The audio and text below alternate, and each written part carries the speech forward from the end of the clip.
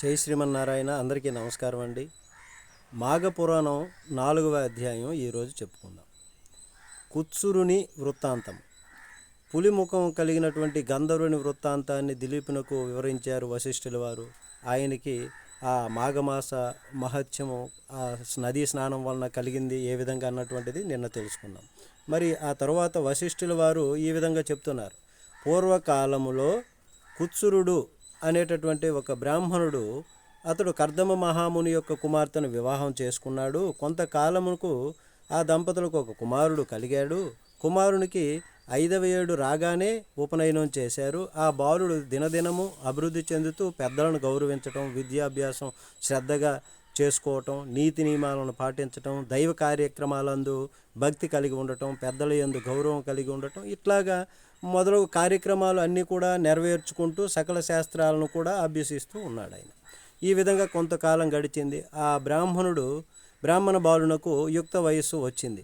అతనికి దేశాటనకు పోవాలనే కోరిక కలిగింది. తీర్థయాత్రలకు బయలుదేరాడు. అనేక పుణ్యక్షేత్రాలు దర్శిస్తున్నాడు, సిద్ధులను సేవిస్తున్నాడు. మాఘమాసం వచ్చింది. అప్పుడు మాఘమాసంలో ఉన్నాడు. వచ్చినప్పటికీ కావేరీ నదీ తీరానికి చేరుకున్నాడు. ఆ మాఘమాసం వచ్చేసే సమయానికి నా పుణ్యఫలం కొద్దీ ఈ మాఘమాసంలో నాకు కావేరీ స్నాన యోగం లభించింది, ఇది నా భాగ్యము అని ఆ విప్రుడు ఎంతో సంతృప్తి పొందాడు. మాఘమాసం అంతా కూడా అక్కడే ఉండి అధిక ఫలాన్ని పొందాలి అన్న కోరిక కలిగి నిశ్చయించుకొని ఆశ్రమాన్ని నిర్మించుకొని నిత్యము ఆ నదిలో స్నానం చేసుకుంటూ అక్కడే కొంతకాలం ఇలా గడుపుతూ సేవిస్తూ అతడినే ఉన్నాడు. ఆ విధంగా నదీ తీరమున 3 సంవత్సరాలు ఉండి అత్యధిక పుణ్య ఫలితాన్ని సంపాదించేశాడు. ఆ తరువాత అన్ని కోరికలను తీర్చుకోవాలి అనేటటువంటి దీంతో ఘోర తపాన్ని చేయాలి, ఎక్కువ తపస్సు చేయాలి ఇంకా అని ఆలోచించి ఒక పర్వతం దగ్గరికి వెళ్ళి అక్కడ మంచి స్థలాన్ని చూసుకొని తపస్సు చేయడం ప్రారంభించాడు. మరి ఆ విధంగా కొంతకాలం నిష్ఠతో నిశ్చల మనస్సుతో తపస్సు చేశాడు. తపస్సు చేస్తుంటే అతని దీక్షకు శ్రీమన్నారాయణుడు సంతోషించి ప్రత్యక్షమయ్యాడు. ఆ బ్రాహ్మణ యువకుడు కళ్ళు తెరిచి చూసేసరికి శంఖ చక్ర గదాధరుడై కోటి సూర్యుల ప్రకాశముతో ఉన్నటువంటి శ్రీహరి నిండు విగ్రహాన్ని చూశాడు. అమిత ఆనందంతో సాష్టాంగ నమస్కారం చేసి చేతులు జోడించి అనేక రీతులు స్తోత్రం చేశాడు. ఈ విధంగా స్తుతించినటువంటి ఆ బ్రాహ్మణ యువకుడికి భక్తి భావన మెచ్చి శ్రీహరి సంతోషించి అతన్ని ఆశీర్వదించి ఈ విధంగా అంటారు. ఓ విప్రకుమారా, నీవు భక్తి ప్రభావము చాలా బాగా చేశావు, నన్ను ప్రసన్నుని చేశావు.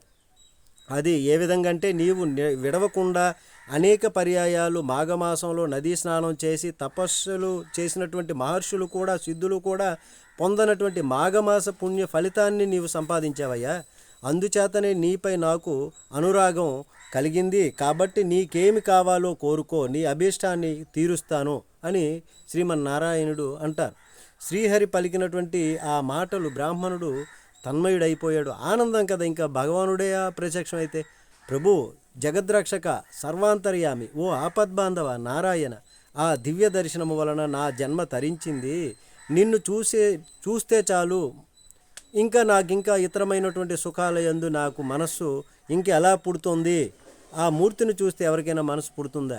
ఏ మనుజుడు ఏ మహాభాగ్యం కొరకు జీవితాంతం వరకు కూడా దీక్ష వహిస్తాడో అట్టి మహాద్భాగ్యం నాకు ఇప్పుడు కలిగింది. మరొక కోరిక నాకు కోరాలా? నాకింకేం కావాలి?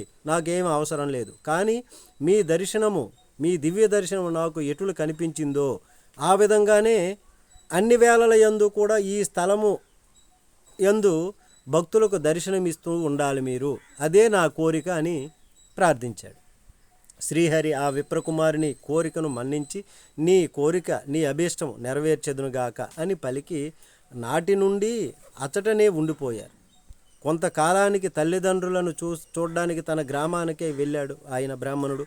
చాలా దినాలకు కుమారుడు వచ్చాడని వృద్ధులైనటువంటి తల్లిదండ్రులు మిక్కిలి సంతోషించి కుమారుని కుశల ప్రశ్నలో అడుగుతారు.